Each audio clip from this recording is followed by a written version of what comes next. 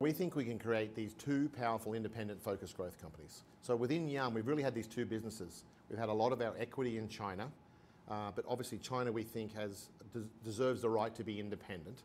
And we think that it can grow more rapidly as an independent company. Presumably it's going to help, since it will be seen as perhaps more local and locally controlled. Right. We know the Chinese government likes that. But it's also then purely exposed to the Chinese economy. And there's a lot of concerns about what's happening with that economy. Does that worry you? No, if you think about it, GDP at 6.5%. It's not the 10% it was, but it's a heck of a lot better than most other countries' GDP, right? So I think, and we just think there's an enormous opportunity. The middle class, the burgeoning middle class, we think the middle class can grow from like 300 million to 600 million people. That's like double, that's like adding in America, adding in the United States. We think there's a long runway for new units. We have about 7,500 units in China today. We can easily see our way to 20,000 units. And that includes, I understand, introducing Taco Bell to the Chinese market. Right. What are the growth opportunities for that brand?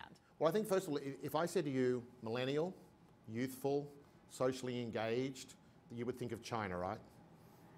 Those are sort of be descriptors of China, but they're also descriptors of Taco Bell. With pepper jack cheese baked into the show, people are really becoming food experimenters. Only at Taco Bell. And so wherever I go around the world, people are actually becoming a lot more adventurous with their food. And what's also well known is that it's such a social brand that the awareness of Taco Bell in China, in a lot of other markets where the brand doesn't exist, is really high. The good news is that we're not expecting any Taco Bell success in the spin-off. So the spin-off right now, we've just suggested will be an incredibly strong KFC and Pizza Hut business. But the ability for Taco Bell to be successful will all be upsiders. It's like the icing on the cake. And I'm actually very confident it's going to do well. Have you learned anything from some of the experiences that you had in China? Are you doing things differently? Because you're talking about massive global supply chains. How can you keep them secure? Well, I mean, you've got to obviously put process and discipline. You've got to make it a priority.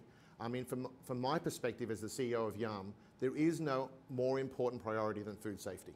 And so it starts with me, it starts with everyone. We are maniacal about food safety at Yum. That's the only way to say it. And we have the same standards around the world.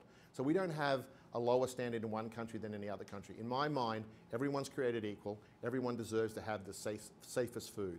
The other important thing from our perspective is we don't see food safety as a competitive advantage.